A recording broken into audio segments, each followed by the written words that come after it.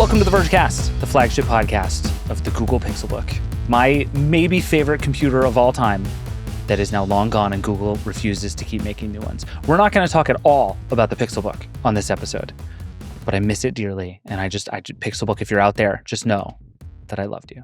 Anyway, I'm your friend David Pierce, and today on the podcast, we're going to do something a little new. We have a bunch of Google reviews over the last few days and really the last couple of months. And we've seen a theme among the Google reviews, which is that they're all very good. Google made some good gadgets. So we're going to talk about Google's good gadgets, and then we're going to play a little bit of a new game about them and see if we can figure out which of Google's good new gadgets is the best of Google's good new gadgets. It's going to be a good time. All that is coming up in just a second. But first, I just realized I have 3 pairs of headphones connected to my computer right now, and I need to go disconnect those before something horrible happens. This is the Vergecast. We'll be right back. All right, we're back. Let's talk Google. Allison Johnson's here. Hi, Allison. Hello. V-Song and many cats. Hello. Hello. V, for the folks on YouTube, teach us about the cats. Who are the cats? This is Petey. He is the younger baby cat, and he loves to disrupt my work, hence why I bought a cat bed that attaches to my desk so he can feel like he's part of my day while staying out of the way. And then back here, we have my big boy, Pablo, who is currently taking a nap. This is the dream. This is the life. All right. I have brought you guys here because I want to try a new thing that I've been wanting to do for a while. But first, all 3 of us reviewed Google products this week. And I want to quickly breeze through them because they all have in common that they're all very good. And they're all very good in kind of the same way, which I think is really fun and really interesting. So, Allison, let's start with you. You reviewed the Google Pixel 10 Pro Fold, the worst named phone in phones, and really liked it. I would say for like the one big specific reason you really liked it, right? Yeah. You can kind of boil down the changes to 2 major things. One is the new hinge, which is hard to tell from the outside, but you can appreciate it in certain ways. And they added Qi 2 support with the magnets and everything. So you have like MagSafe, which I loved. But the main update here is that this is the first folding phone with an IP68 rating, meaning it is fully dust resistant. This has not existed on any folding phone in the past. And it's important for a folding phone because dust getting into the hinge it can move under the screen, and then the screen is toast. It's ugly. And it's been kind of a thing that prohibits me from, or I don't feel good recommending these phones to people. They're $2,000. Right. Single grain of dust can bring it down. But I took Google at its word. I brought the phone to the beach, like air quotes. We have a beach in Seattle. It's man-made, but there's plenty of sand. And I set the thing down to take a photo of it on the sand, thinking it would just kind of like gracefully sit on top of the sand, propped up against a log and all this. Yeah, V is making the face, for anyone not watching this, V is making the face that I feel in my bones right now, which is this is true psychopath behavior. It was not. That's not how it works. Yeah.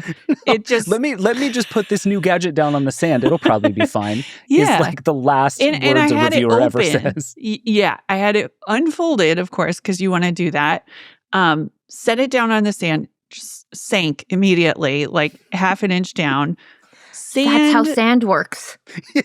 Yeah. Who would exactly? Yeah. Which all came back to me as I watched the sand work its way. You know how it's like immediately everywhere. It was around the corners of the screen. It was up in the hinge. It was in the back of the hinge.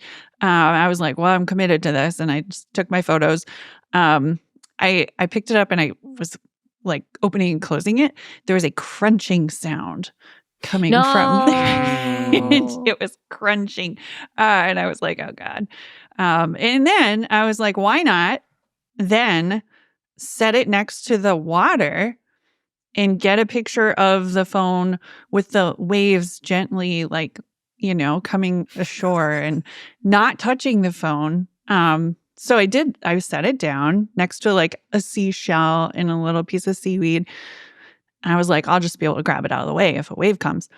That's not how it works. So wave like came and got about halfway over the unfolded folding phone, and I snatched it up and I was like, I have to call Google now and tell them their phone is busted. Like, this is it. Oh, boy. I killed it. But it's fine. I did take it, like, I tried it off. I got any of the sand I could see out of it. When I got home, I used some of the compressed air to like get rid of the rest of the sand, and it was fine after that. And it's still Isn't that going. the best feeling in the world when you just pick it up and you like touch the screen and you jiggle some stuff around just to see if it's also working? You're like, oh, it's fine. Yeah. My phone is fine. That is like the relief that comes at that moment is so spectacular. Mm-hmm. I cannot even describe. Yes, I felt that. I felt $1,800 worth of that. Well, I'm thrilled for you. I also like imagining the call to Google where you're like, hi, so I buried your phone in the sand and then I essentially threw it in the ocean and now it's broken. I'm so sorry. You're like, oops, sorry guys.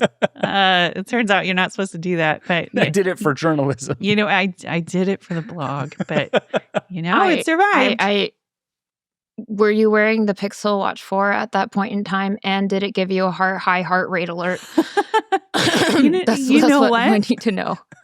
I have gotten so many of those friggin' alerts over the past week but they come in late. It gives you a little notification that's like, you seem stressed about 22 minutes ago. And I'm like, okay. So is that different? Yes, there are stress notifications which come in a little after it's noticed that you may have had feelings, physiological feelings. And then there's also abnormal heart rate alerts, which are like, you're at rest, but your heart rate is really high. You good?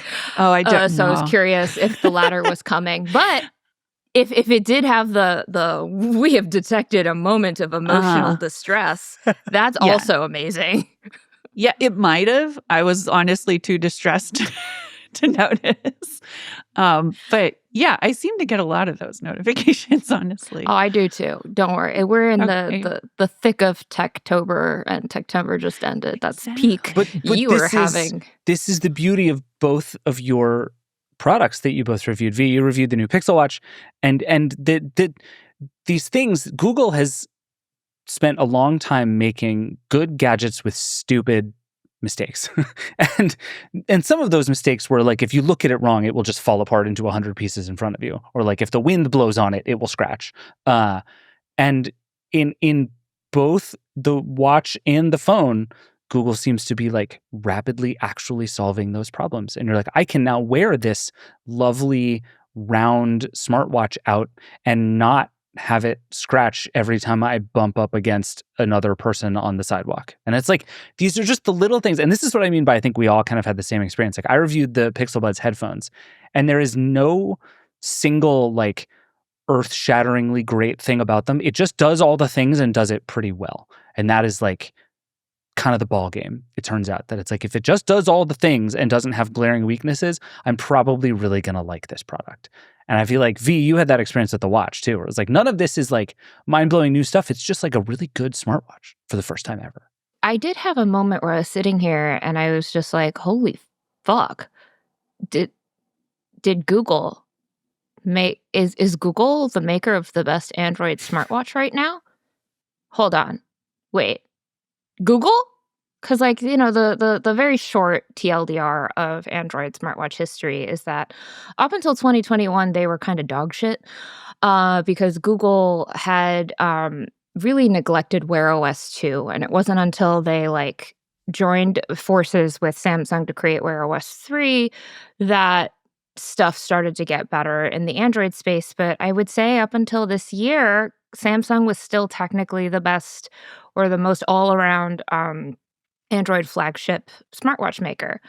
And, Samsung has kind of been ghosting for a while, and their big update this year, which, I still have this watch right here with me, was Squircle. Let's do a Squircle, guys. And there's Gemini on there, but that's Google's thing. But like Squircle.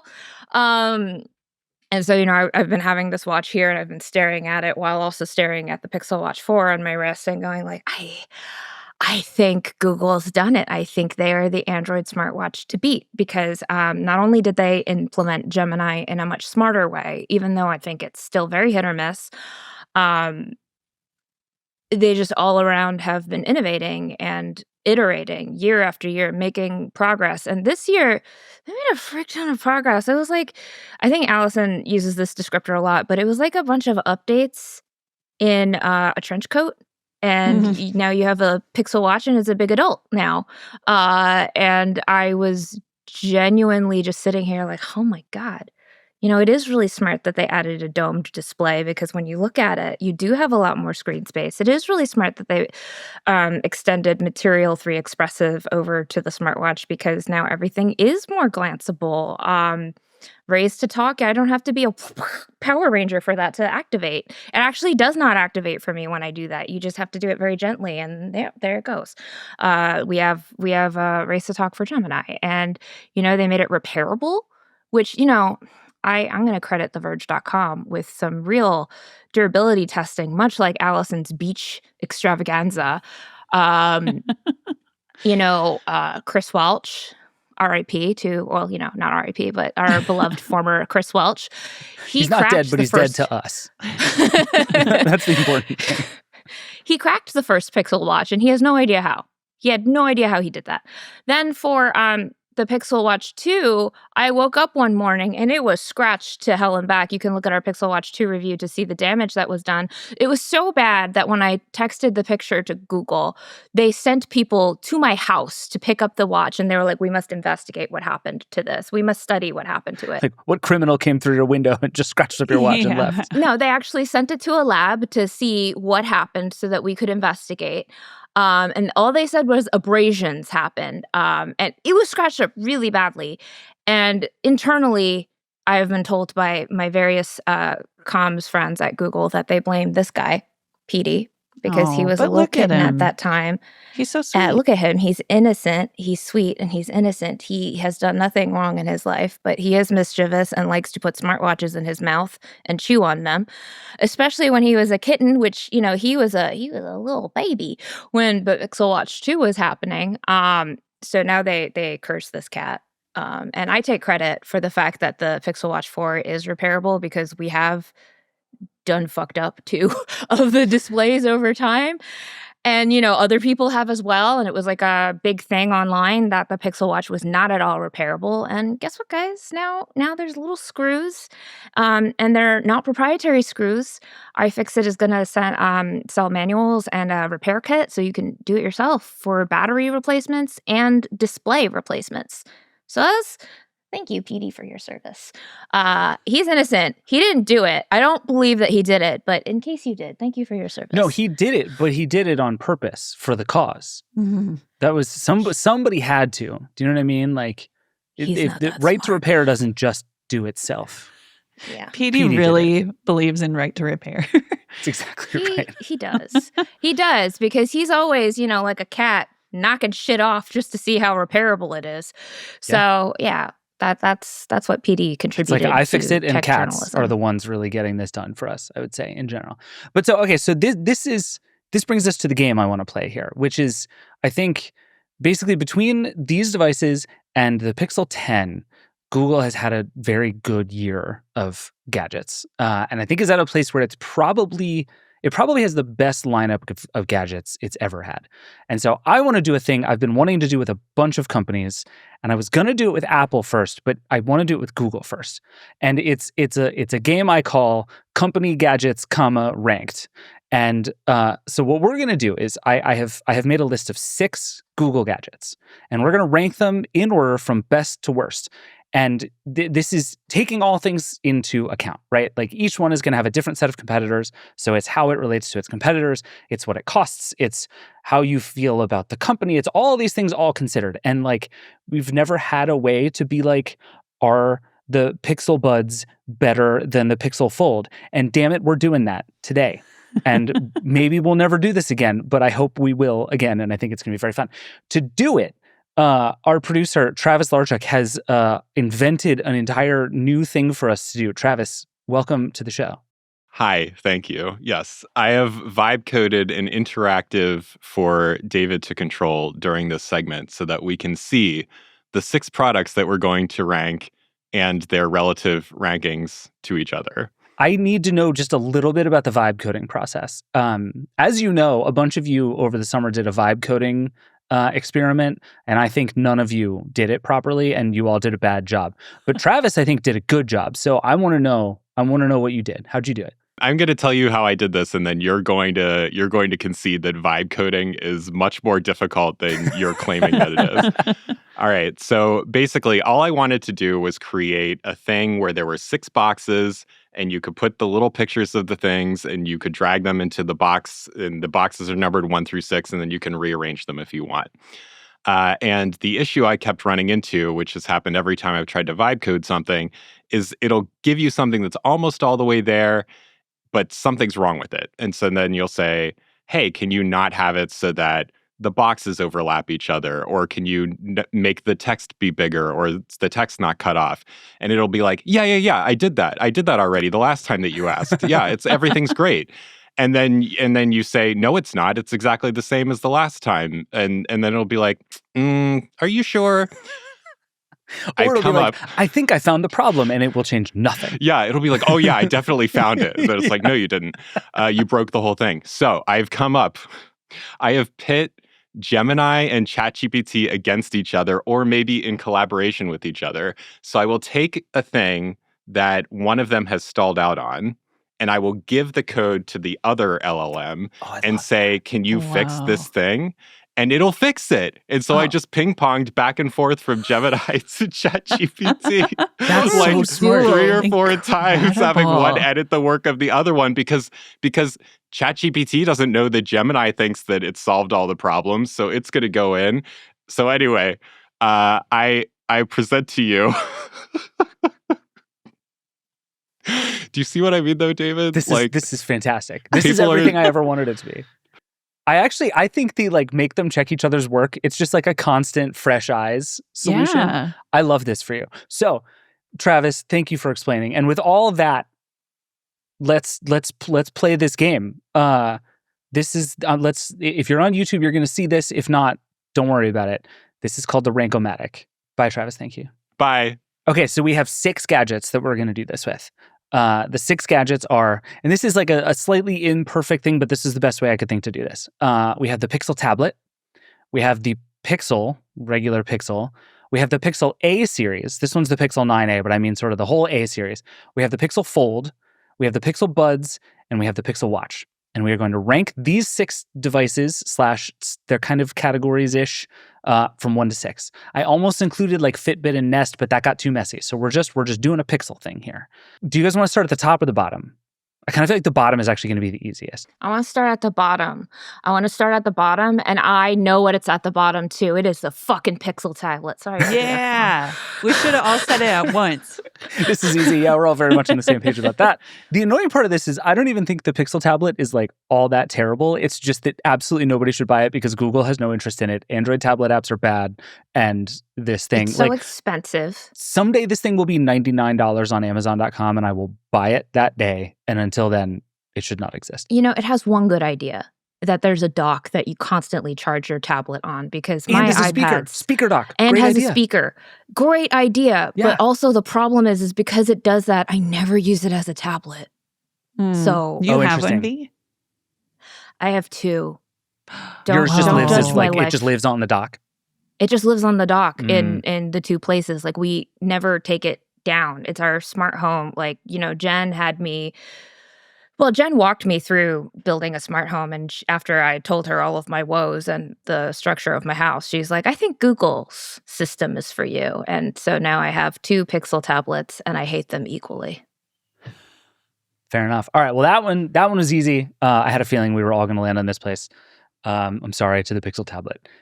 I feel like from here things immediately get difficult for me. Yeah. But let's build up from nothing. Allison, what do you have at number 5? Oh, this is tough. Gosh. Well, I know what I want to be number one, so I'm kind of working backwards. I think, okay, if this is kind of in terms of who should buy these things, No, it's best products. just best. In all this Man. this is the point of this exercise is that it is extremely all encompassing, right? And so it's Okay. like part of it is should you buy it? Obviously, like part of this Yeah. ranking is going to be ranking in which they are good and thus you should buy them. But I think like price is a part of it, but it's not the only part of it. And so it's like I'm putting Yeah. all of this together on purpose. I would propose that number 5 should be the Pixel Fold. That's what I was thinking. I'm like, I feel bad. It's good. It's a good. great phone, but as far as like mass appeal, it's not something I would still recommend, even though you can take it to the beach and drown it. So our former colleague and now Googler, Dan Seifert, is like forever just running around on threads telling people about all the cool things you can do with a foldable phone. And I believe It's him. lovely. And I think he is earnest about it, and I love him for this. I don't think Google or anyone has done a good job of making the case for why you should have a foldable phone other than like, look, big screen. You And know, like, I love big screen. Only Yeah. Allison at tech events whipping out her foldable phone. The only time I have ever wanted foldable phones were at 2 tech events where my peers, Allison at one of them and my friend Sam from Gadget at the other, were like, I got a live blog. This Wi-Fi in Brooklyn Navy Yard is crappy. Well, let me just pull out my foldable phone that can handle any awful CMS. And they're just oh my blogging God. machines. And I've gone, do I want a pretty foldable? cool. That was the only time I've ever wanted It was a foldable. triumphant moment for the Fold.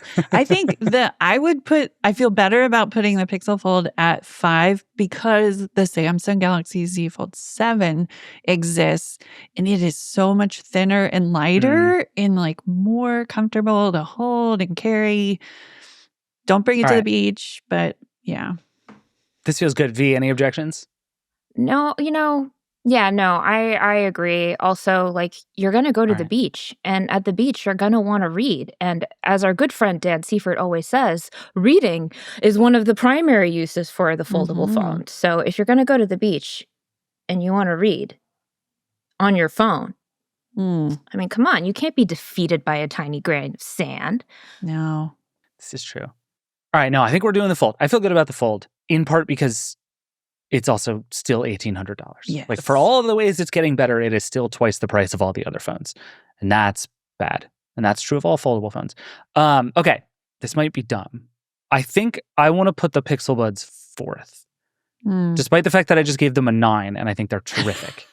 But I want to do this for one specific reason, which is that there are so many good pairs of headphones out there. It's not that these are not very good. It's just that like in the scheme of things, I think the price on these is very good, but I also like there was just a Prime Day sale that had the Pixel Buds Pro 2, which are even better, but usually $100 more expensive, $60 off. So I'm like, okay, if I have $130 to $150 to spend on headphones, give it a minute and shop for sales and you can buy a lot of really good pairs of headphones. And I don't Mhm. think the Pixel Buds are like so spectacularly better than everything that they deserve sort of massive ranking, even though I think they're Yeah. great. That seems fair. They're not like standouts in the way that some of these other things are, I think. And I kind of think if we put Pixel Buds 4th, I think the top 3 all qualify as like actual standouts in Yeah. certain ways. Mm-hmm. I will say though, like, look, these are purple and they're so cool and I love them. And look at that. Come on. David, this was the line in your review, and I commented this on the review that I was like, yes, as the Verge's foremost senior purple reviewer, I loved your love of purple and the assertion that we should all have purple headphones. And I think all tech makers should get on that stat. But to your point, for 4 and 5, I was debating between the Pixel Fold versus the Pixel Buds. Okay. And I think the 1800 does justify the number 5. But the thing that was kind of for me about the Pixel Buds was when we went to see the content capture and the hands-on, Google itself was just like, well, look at our phones, look at our watch, and in the corner over there is the Pixel Buds. So Right. And that's the thing. They're very good, but and I said this in my review, like it's very hard to find a bad pair of headphones these days, which is like a lovely thing about the world, that there are a lot of great headphones out there at all price points. But like I was looking just to sort of test my price tolerance against others, and like you go to the Wirecutter and their favorite pair of under $100 headphones is like a brand you've never heard of that people absolutely love. And so it's like, okay, headphones, you're spoiled for choice. Mm-hmm. We can make the Pixel Buds fourth, even though they're very good and the purple is awesome. And if you have one, I will give you a high five on the street. All right, that's 3. So let's pause here and take a quick break. Just to recap, at number 6, we have the Google Pixel tablet. Easiest decision of the day. At number 5, we have the Pixel Fold. At number 4, we have the Pixel Buds. We're going to take a super quick break, come back, and rank the top 3. We'll be right back. All right, we're back. Just to reorient, we have 3 things left on the board. We have the Pixel, which is like encompassing of all the normal Pixel line, the Pixel Pro, the Pro XL. That's the Pixel. We have the Pixel Watch, which frankly, already a coup to be just in the top half of the list here. And we have the Pixel A series, including the Pixel 9a. That's our top 3 in some order. Let's get back into it. I think we have to put a phone here. Yeah, I know which one I want. Yeah? Which one do you want to put? Number 3. I will put the regular Pixel number 3, even though it's very good. Okay. I think we agree on what number 1 should be then. Do we? We'll get to that. Do we? Okay. I think we might. No, the Pixel is great. I think it's like you want an Android phone that just feels like uncluttered and unbusy and takes good pictures, and it has Qi2 and all that. Like, great. This is the phone you should get. But I don't know. Like it is, you can get that, that is a thing that exists. It doesn't feel as special. But let me this is an open question. I might be completely wrong and setting myself up for failure here. If I'm just like a regular person and I'm like, Allison, what Android phone should I buy? And you are allowed to ask me no follow-up questions. Aren't you recommending the Pixel? Okay. Yes, but my follow-up question is, what is your wireless carrier giving away for free? Because probably Fair. That's what you're doing.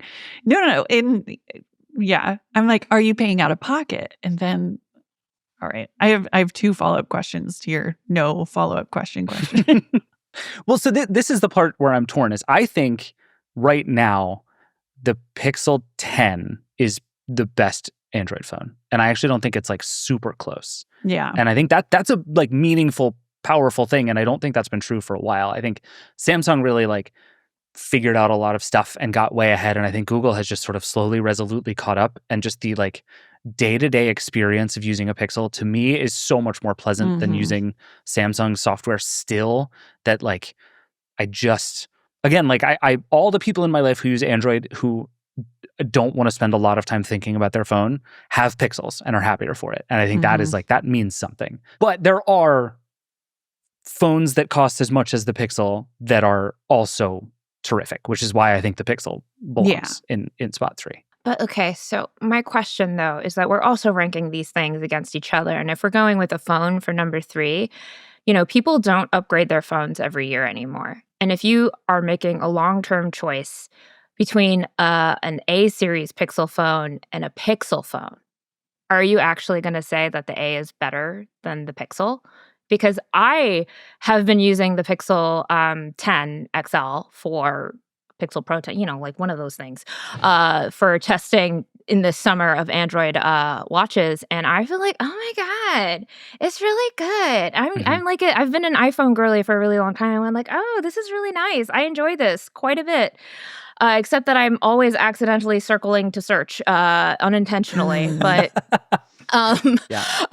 it's a really great phone. It feels like I've been so delighted by it this past summer that I'm just like, oh, well, if it were up to me, I would be pleasantly chuffed to spend the extra money, regardless of carrier deals, for the mainline phone versus the budget. Especially if I'm, a normal person and not a reviewer with like 50 phones in my bag.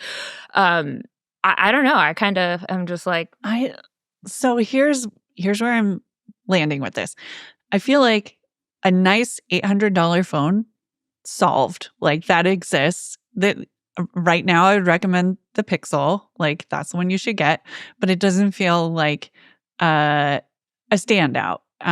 In the way that I think the A series Pixel phone is like, it is the phone I recommend to like not phone people. I made my parents buy them because I don't want them walking around with phones that are security risks. The amount of like software updates it gets and what you get in the price point, I think makes it like far and above. Like, yeah, you're not going to find this somewhere else, not in this country. And so I'm tipping my hand, but I really like the A series Pixel.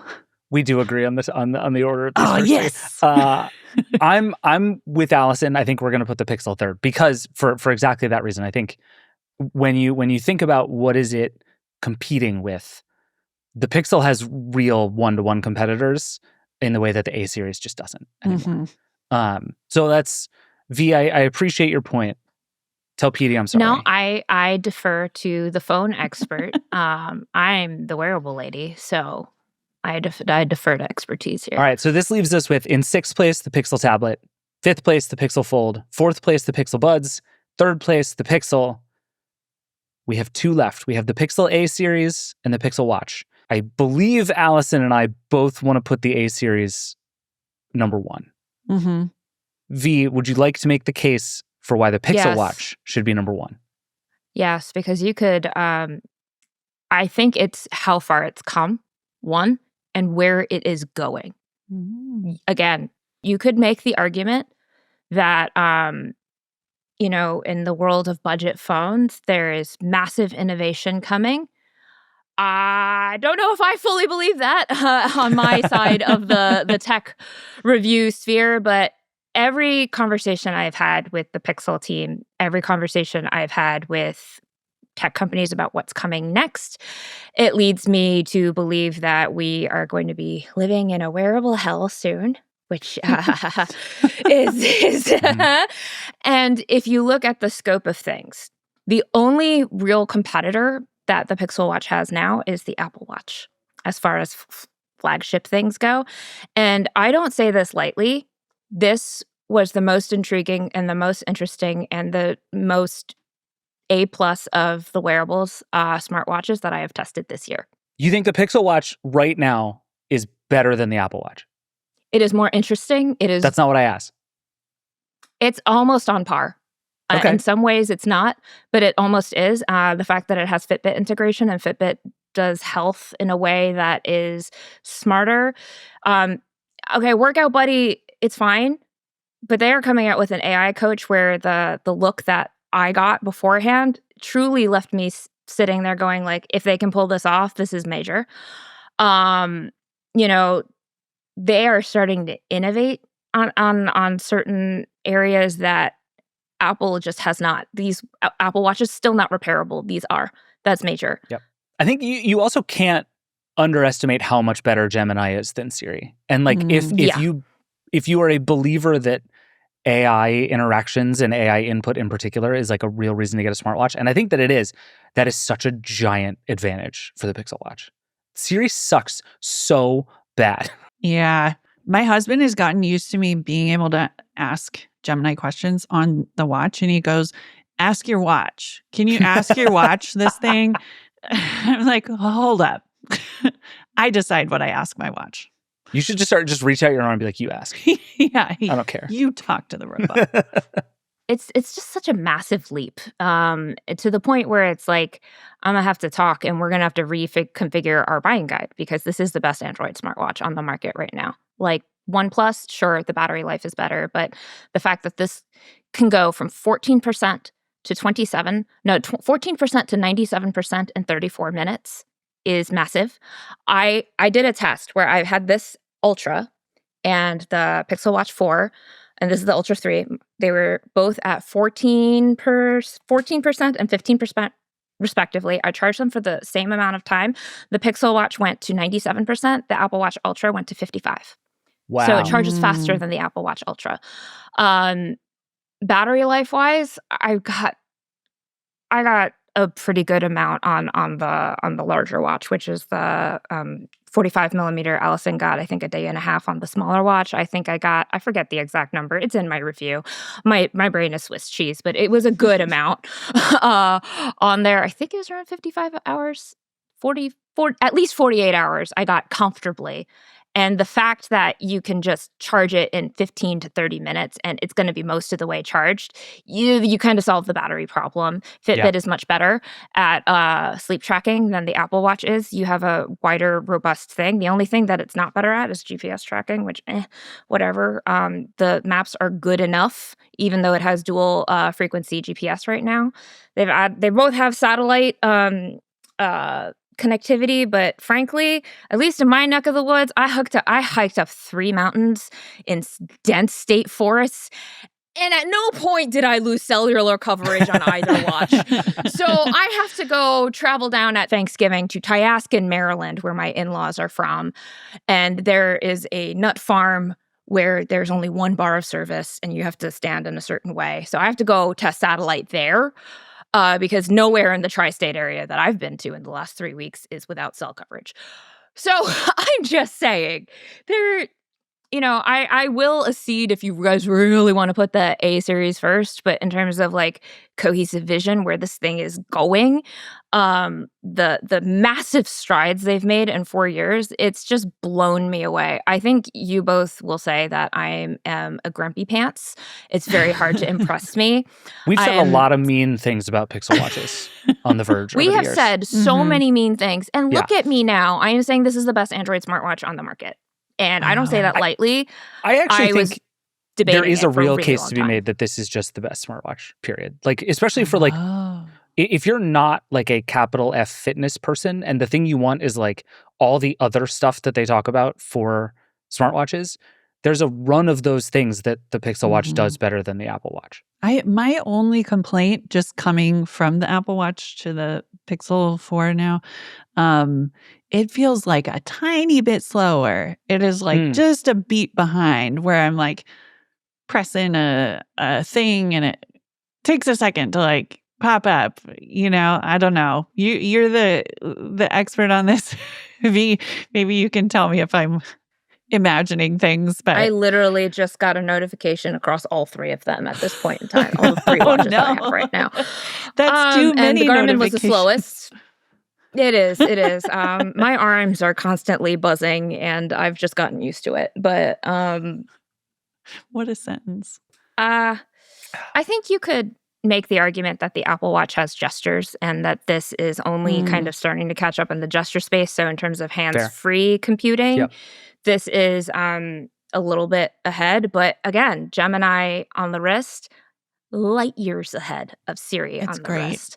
So in terms of like the Series 11, that wasn't a major upgrade year over. Like I legitimately said that the Apple Watch SE3. Look at me, I'm just pulling smartwatches out of thin air. The SE3 was the most compelling Apple Watch this year, and I love the Apple Watch. I think it's a great smartwatch. It has been leading the industry for close to 10 years now.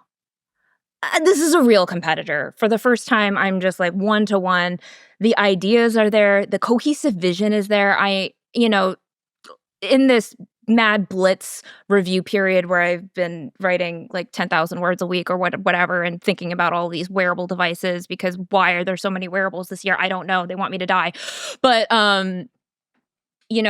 it's the one that, at least of the wrist-based things, has really impressed me. And it's a surprise.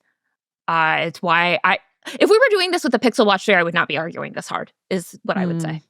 Yeah, I also would have ruthlessly started making fun of you if you had started arguing that hard. No, I think you're right. And I think the what is the best smartwatch question is A, very complicated, and B, totally moot, right? Like no one, I think, buys a watch first and then a phone. So you're just buying the one that connects to your phone. And like it's sort of the end. But the fact that they're even meaningfully close and you don't have to miss one if you have the other, huge victory for phone buyers everywhere. Allison, are you convinced? Did that change your mind at all?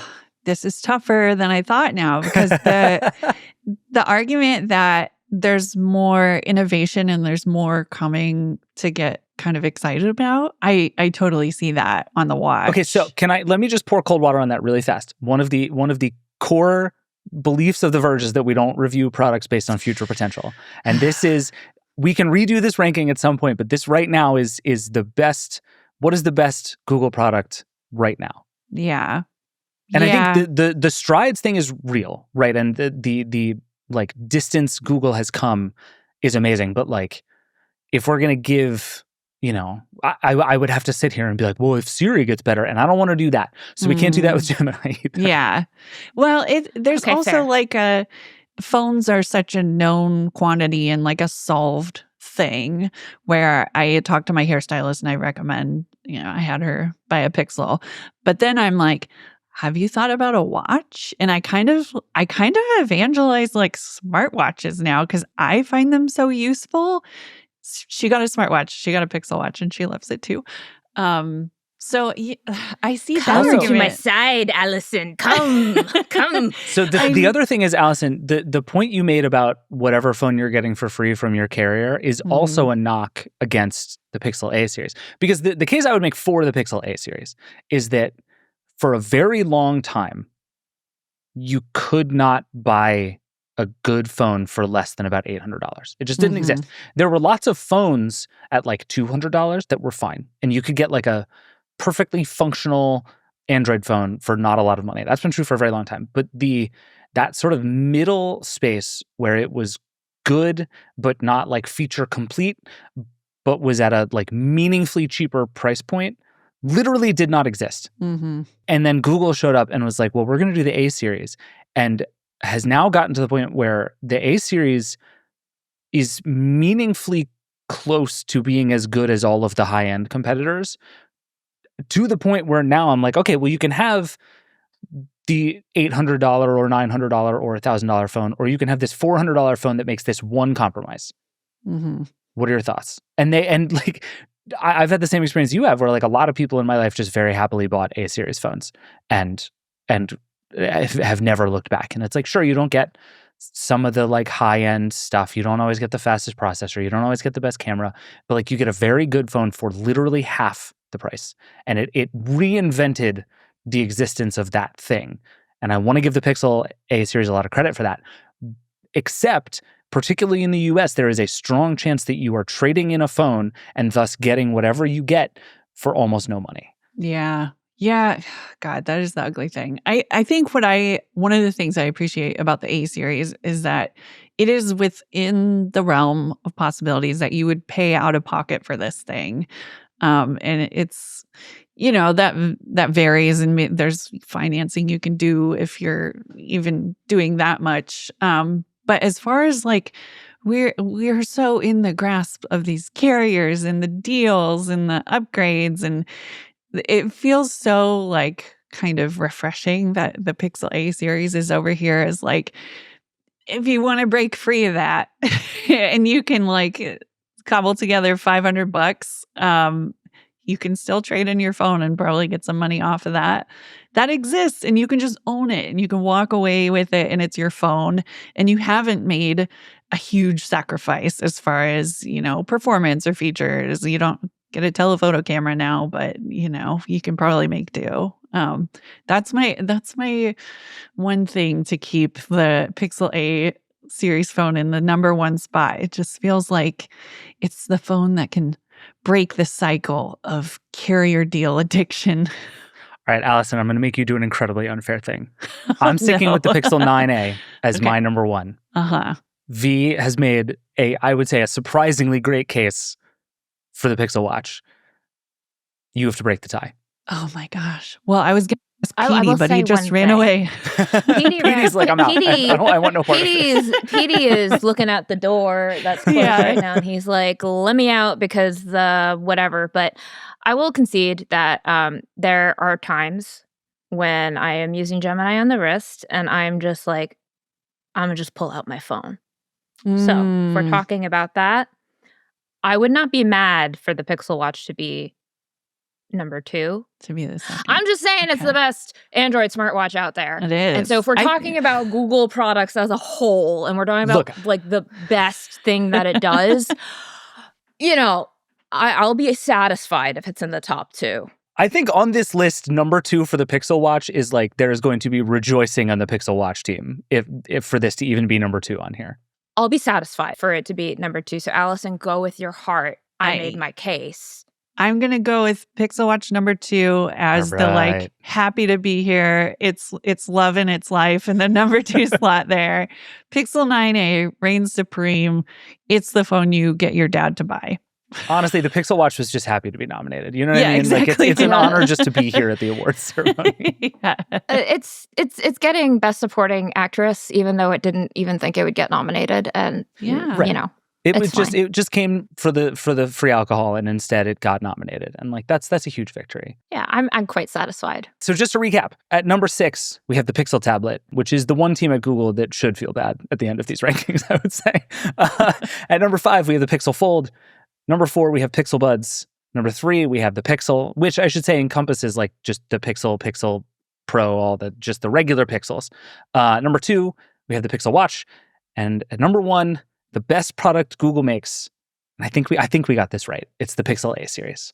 Yeah, we nailed it. I love this. I really can't believe that Google is good at smartwatches now. Like if you asked me this 5 years ago, I would have laughed at you. Google makes good gadgets consistently. This inevitably means in 3 months, Google will shut down the whole Pixel lineup. They'll all go into the graveyard. We're all going to look like idiots. They'll all go in the graveyard. Oh, God. Yeah. But until then, I'm very excited about this. All right. Thank you both for doing this with me. This was delightful. Travis, your tool worked fabulously. This was great. We're going to have to do this again. I enjoyed this exercise very much, and I think it's going to be fun with some other companies too, especially ones that have like even weirder and more disparate product lineups to talk about. Like, are the AirPods better than the iPad? Is a question I'm going to say out loud to both of you at some point in the near future, and I'm very much looking forward to it. Yes. I'll be thinking about that. I don't know. I want the Dyson rankings. Ooh, that's a good one too. Yeah, let's do vacuum cleaners versus that weird hair dryer. Versus face masks. Which weird hair dryer? Yeah. Oh This God, there's more good. than one. Okay, I don't I like know it. We're gonna have to call in like $1.5 million worth of Dyson gear, and then we'll do this. It's gonna be awesome. All right. Well, until then, we need to take a break. We're gonna come back. We're gonna talk about AI and some studies about what AI is doing to our brains. But until then, V. Allison, thank you both. This was great. Thank you. We'll be right back.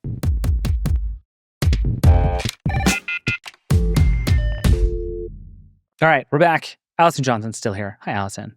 Hello, still. We're going to do a question from the Vergecast hotline. As always, you can call 866-VERGE11. You can email vergecast@theverge.com. You can find Allison at the beach and yell your questions at her as she's dunking her phone into things. We love hearing all of your questions, and we're going to do lots more with them in the next several weeks. We're talking about some fun stuff. So keep it locked. For now, Allison, we have a question about my favorite thing, the light phone. Here it is. Hi, this is Lucas. I'm on my way to school right now, campus. I'm a student at Oregon State, and I've been living with my light phone since about May or so, and I love it. It's absolutely fantastic. It's been my primary phone since then, and every time I grab it out, lots of students end up asking about it. And it seems I'm not the only one who has switched to like a dumber phone. I'm curious if more people, not just students, are switching finally. Okay, thank you. Okay, so I bring this to you, Allison, because this is a thing I've been grappling with a lot. Is I think the stories you hear about people like wanting to get away from their phones and wanting to reset their relationship with their phones and understanding the ways that their phones are sort of problematic influences in a lot of their lives. You and I have been hearing those stories for forever, and I think my reaction to them for the longest time has been like, okay, that is like a statistically insignificant but interesting story, right? That like what actually turns out to be the case is everybody pretty much just really likes their phones. Mm-hmm. But it's somewhere in 2025, it has felt to me like the tide is turning, and there is not necessarily the light phone specifically, but this idea of wanting less phone, and I mean that in the broadest way possible, seems to be real. And I want to know if that is how it feels to you, or if not.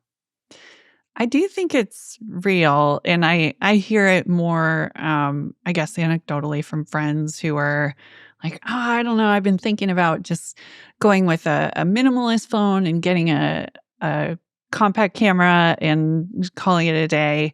And I always just I hesitate a little bit. I'm like, "Well, I'm gonna be the bummer here, but, like, you probably it's tougher than it seems." And it sounds like Lucas is loving it and is having a great time with it, and that's incredible for him.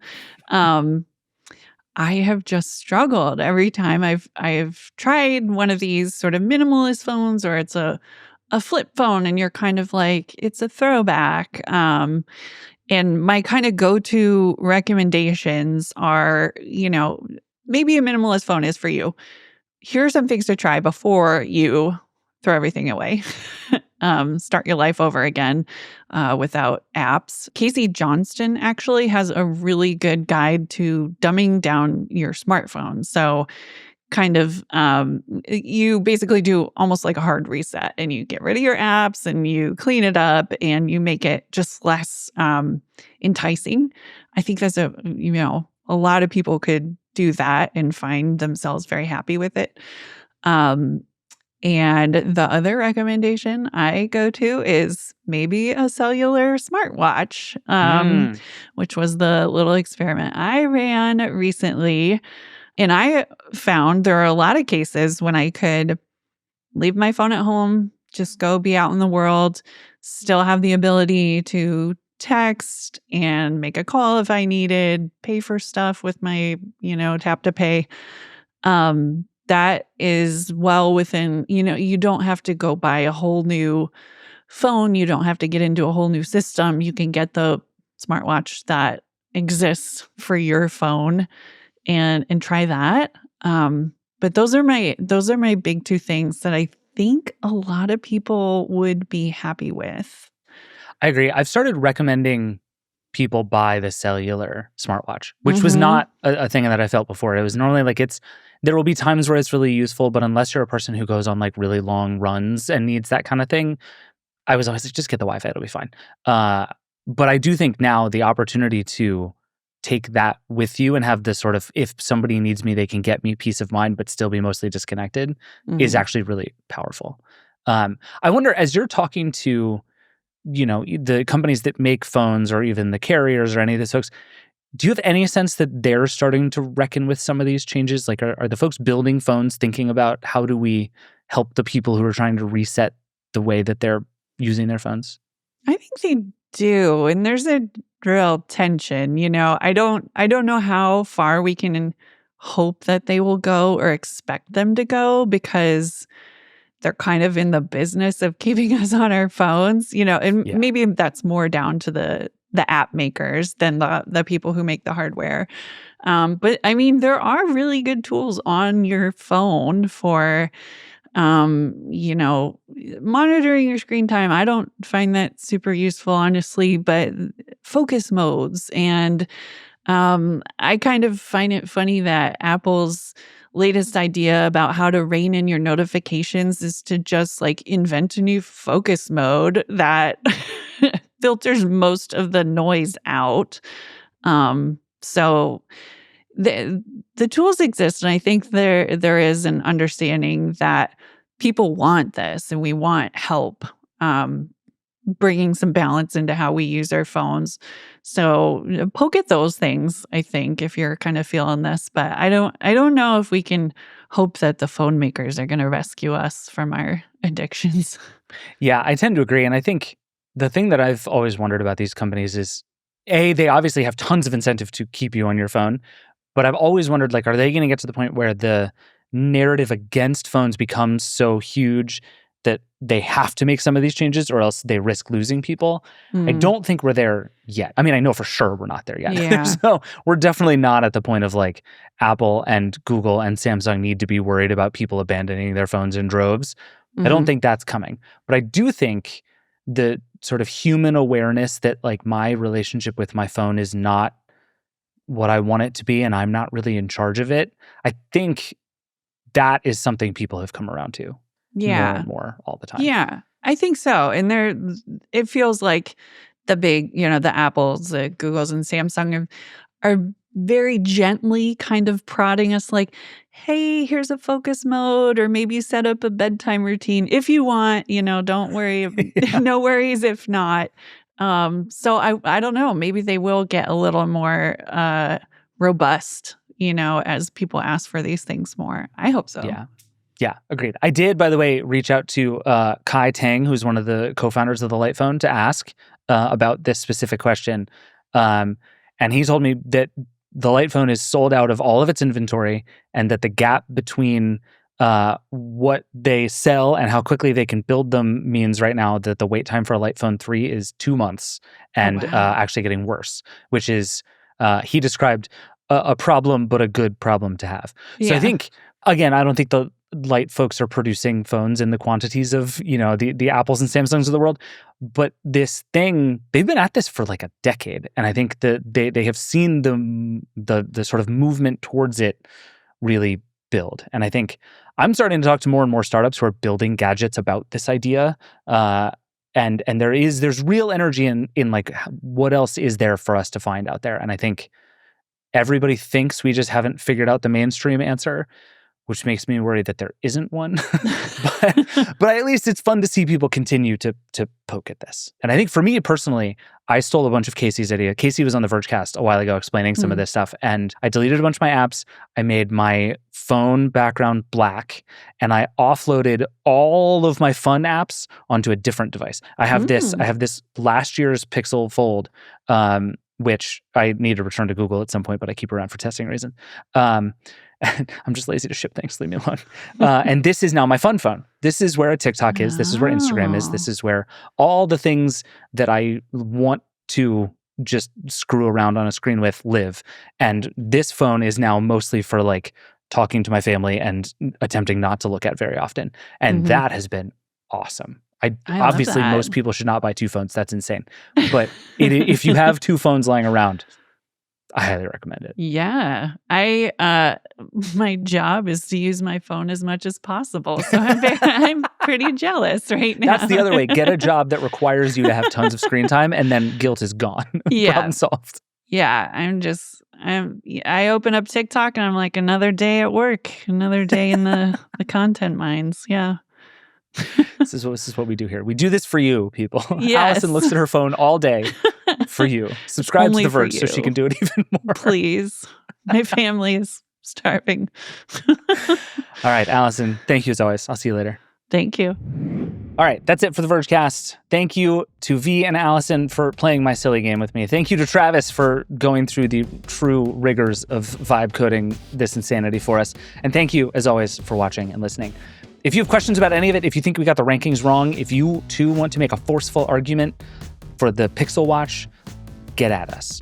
Vergecast@theverge.com is the email. 866-VERGE11 is the hotline.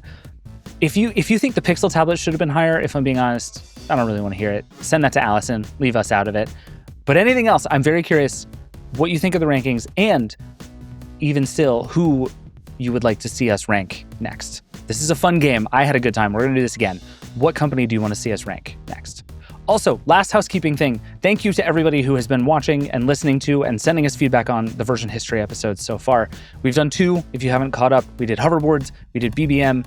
Both have been very fun and very chaotic. We have 6 more already lined up for you to do, and we're already starting to make the next batch of them too.